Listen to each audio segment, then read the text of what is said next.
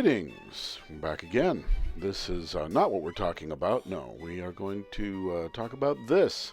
This is an A5 sized journal. It's got a nice leatherette cover, and it has 98 pages of dot grid paper. It's made by Simply Genius, and the made in China, like everything is, right? It's got this elastic to hold it closed and a nice pouch where you can put your blotting paper or whatever you want to put in there. This book is a burgundy color. It's a leatherette. They come in a number of colors, and the paper is an off-white paper, and it is a coated paper. You can see it's got dot grid, which is about 5 millimeters apart. Not about, they are 5 millimeters apart.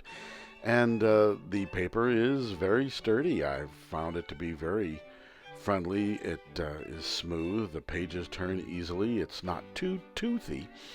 And it's a pretty good paper. This is a book that I've already been writing, and you can see it's got coffee and other things on it. But it's very well made. This ribbon has not pulled out. It hasn't stretched out. It's in very good condition for the amount of time that I've been using it. And I've written in it that the inks come up nice and vibrant. Again, the thread binding hasn't gotten weak or started to stretch out. It has a nice ribbon to make sure that I can find my place. This is my Jinhao X450 pen. This pen's been through the wars. It is about 4 years old, and I found it to be a very good pen, very reliable writer. It's persisted on a diet pretty much of platinum carbon ink this entire time. And it's a very inexpensive pen, and I can completely disassemble it for cleaning, which is the reason why I would use that ink in this pen. I don't really use that in my better pens. As you can see, the book doesn't necessarily want to lay completely flat, but it works pretty well. And I like to hold the cap of my pen in my left hand for the purpose of holding the paper down typically, and that way I don't forget to cap my pen if I put my pen down. So keeps the oils from my hands off of the book as well. So let's draw a little picture. These books come from a company called Deal Genius, and they have quite a few different products available, from pens and paper to organizers and notebooks. They've got plenty of different things. These are the A5 bullet books that they call them. They're journals. They are great for doing pretty much anything. I find the paper is very fountain pen friendly.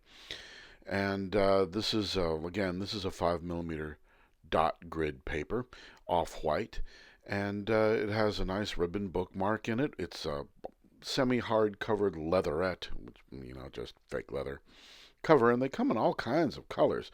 They come in this color, which is burgundy, and they also come in black, gray, yellow, orange, red, dark blue, light blue, green. It's really quite a few different colors that these things come in, and they're nice. I think they're a great value as well. It's an 80-gram paper.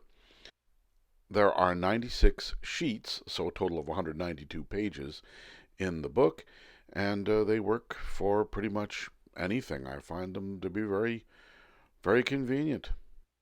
I've been using this book for a while, and I enjoy the quality of it. It's been holding up pretty well to my abuses, and I'm not the most careful person in the world when it comes to using one of these books. And Simply Genius. It's a good book. I find it to work extremely well. Now, as far as value goes, I think that these books are very much worth the time and the money. I ordered them online, and they were very reasonable. I think I paid less than $5 a book. They came in a pack of 4, but if you buy more of them, if you buy larger quantities, they're even less expensive. So this is a good option if you need to save a little money, or if you just want to give someone something that's kind of nice and you don't know whether they're going to really get a lot of use out of it. This book is a great little gift item, and I gave one to my son, and like I said, I bought them in a pack of 4, so I had one for my wife and my son, and I've got an extra one for me.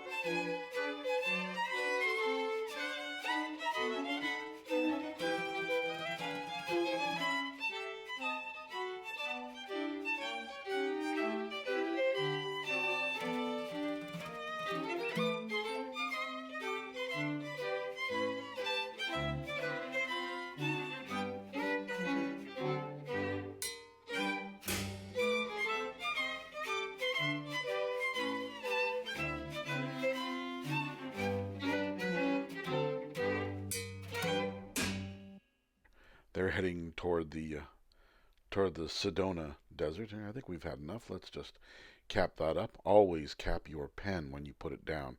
So we'll take the little water brush and we'll try to move some of this ink around. As you can see, this paper promotes the ink drying pretty quickly. It doesn't really pool too badly on top, so even these areas where I've just recently drawn, I can barely move the loose carbon off of this, but there's enough motion that I can still use it to shade up a little bit.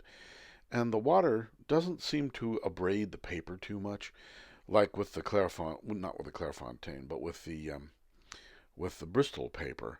You could see that it would get a little pilly. This paper doesn't really do that, though. When I do get to the maximum that this paper can handle, it'll just simply disintegrate and a hole pop in.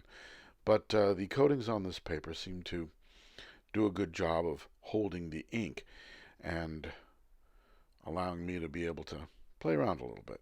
So, well, now for the moment of truth. Does it show through? It shows through a little bit. But did it bleed through? Not really.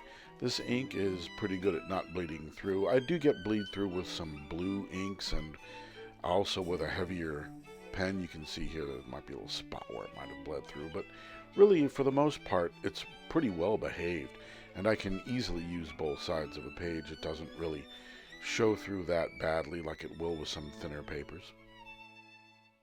I can move some of these inks with my finger. It doesn't hold them completely fast, but for the most part it's good stuff, and the price is right.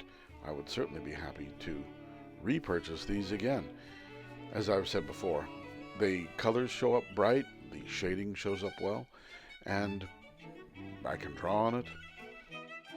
Let's sign my name here.